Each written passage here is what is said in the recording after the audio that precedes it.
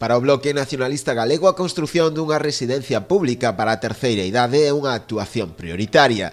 De aí que dende hai tempo leven insistindo na necesidade de levala a cabo. Aínda así, non están de acordo coa acción barallada polo equipo de goberno de situala na finca do Pazo de Goiáns. A nós o que nos parece é a mellor localización para a mesma. Pensamos que os nosos maiores merecen estar nun lugar céntrico do centro de Boiro, con accesibilidade aos servicios e non aquí apartados nesta finca tan lonxe do que é o casco urbano.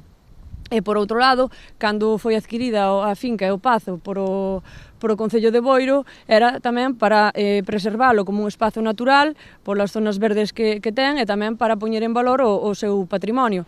Dende o BNG sinalan que a construción da residencia na finca de Goiáns obrigaría a ter que realizar unha modificación urbanística destes terreos para volver a darlle edificabilidade, algo que, segundo eles, podería traer consigo posibles especulacións urbanísticas no futuro. Cando se adquireu, quitouse toda a edificabilidade da finca, polo que agora habería que facer unha modificación para poder edificar. E co que corremos o risco é con abrir as portas á especulación, porque se se modifica hoxe para construir unha residencia, o día de mañán, pois, poderíase modificar tamén para outro tipo de construcións para favorecer, como sempre, pois, o privado. E nós apostamos porque a residencia sexa pública, como digo, tanto na xestión como na construción. Os nacionalistas solicitan ademais a creación dunha comisión formada polos distintos grupos políticos con representación na corporación municipal, así como tamén por técnicos do Concello, que teña como finalidade analizar cal sería a mellor localización posible para a residencia, deixando sen efecto ata que se decida